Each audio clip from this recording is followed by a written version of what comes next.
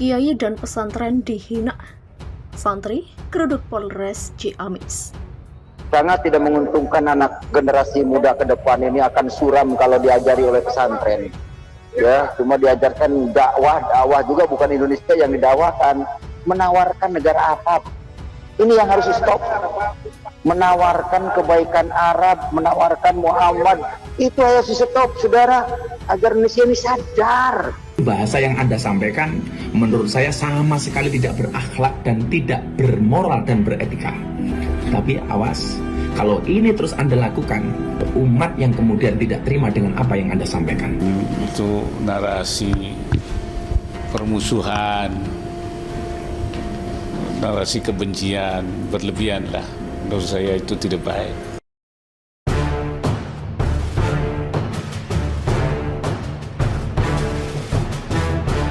Sebelum berlanjut, silakan untuk klik tombol subscribe dan nyalakan loncengnya agar Anda yang pertama kali mendapat informasi dari kami.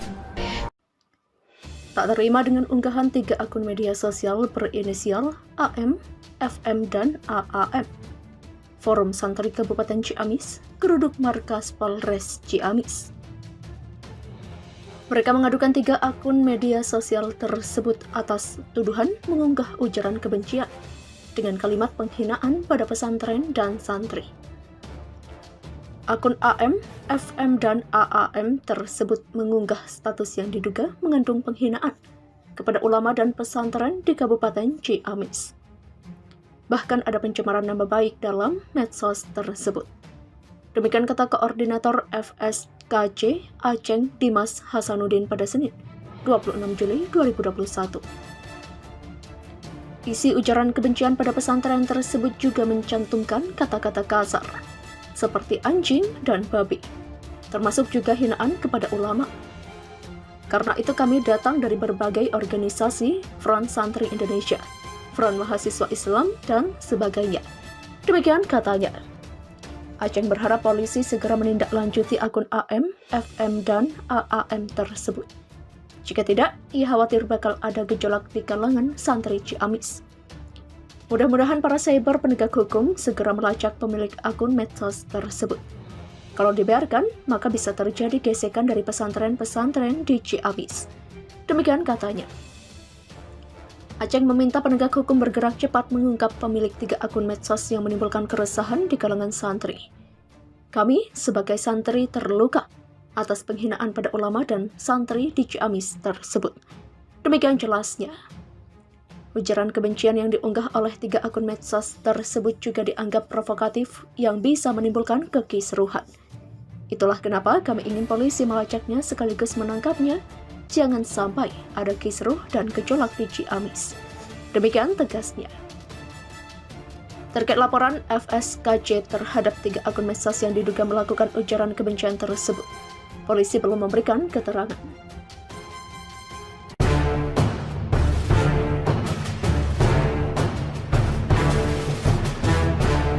Sebelum berlanjut, silakan untuk klik tombol subscribe dan nyalakan loncengnya agar Anda yang pertama kali mendapat informasi dari kami. Hanya berkutat PPKM, vaksin MUI sindir pemerintah, seharusnya ajak warga taubat nasuha. Penanganan pandemi COVID-19 yang masih melanda Indonesia tidak cukup hanya dengan mengeluarkan beragam kebijakan. Selain melalui kebijakan, sebaiknya publik mendekatkan diri kepada Sang Pencipta atas cobaan wabah yang hingga kini tak kunjung tuntas. Demikian ditekankan Ketua Umum Majelis Ulama Indonesia Kiai Haji Miftahul Ahyar seperti dalam unggahan akun Instagram Lembaga Dakwah PPNU. Saya merasa kita kurang bersadar kepada Allah Subhanahu wa Ta'ala pada saat mengatasi pandemi COVID-19 ini. Ujar Kiai Haji Ahyar dikutip redaksi Senin 26 Juli. Selama ini ia melihat penanganan pandemi hanya berkutat pada kebijakan seperti pemberlakuan pembatasan kegiatan masyarakat atau PPKM serta vaksinasi. Sayangnya kebijakan tersebut tak diikuti dengan mendekatkan diri kepada Yang Maha Kuasa. Kita hanya berkutat PPKM, vaksin, tidak ada nuansa imbauan, tokor ruban ilahi, tekannya. Penanganan COVID-19 tidak akan berhasil tanpa disertai memohon dan bertaubat nasuha kepada Allah Subhanahu wa Ta'ala atas perkenannya. Demikian Kiai Haji Ahyar. Muhammadiyah, ketidakpercayaan pada pemerintah jadi penyebab masyarakat abaikan aturan penanganan pandemi. Kondisi pandemi COVID-19 masih belum bisa teratasi sepenuhnya. Virus yang juga begitu cepat bermutasi mengharuskan penanganan yang sesegera mungkin dengan cara yang efektif. Upaya pemerintah dalam menangani COVID-19 ini dilakukan dengan berbagai cara termasuk vaksinasi. Namun, upaya pemerintah menangani pandemi tidak selalu berjalan mulus. Selain faktor internal terkait kebijakan yang inkonsisten tentang penanganan pandemi juga muncul dari faktor eksternal yang gigih bersikap oposan atau oposisi terhadap setiap kebijakan pemerintah. Dalam diskusi modernisasi beragama di kanal Kanvey Indonesia, Jumat 23 Juli 2021, Sekretaris Umum Pimpinan Pusat Muhammadiyah Abdul Mukti menilai faktor eksternal itu muncul sebagai kelanjutan dari ketegangan politik sebelum pandemi. Menurutnya, hal itu masih ada dalam residu umat dan mendapatkan momen untuk menghidupkan kembali dengan berbagai argumen. Misalnya ke masjid nggak boleh, tapi mal dibuka. Mudik tidak boleh, tapi tempat wisata dibuka. Nah, argumen-argumen itu memang sering muncul sebagai sebuah argumen politik daripada argumen keagamaan, katanya. Lebih lanjut, Mukti menjelaskan pengabaian tidak melulu karena konvertatisme beragama. Karena selain sikap oposan dan pandangan keagamaan yang kolot, pengabaian terhadap aturan penanganan pandemi di sebagian masyarakat menurut Mukti muncul karena faktor ekonomi.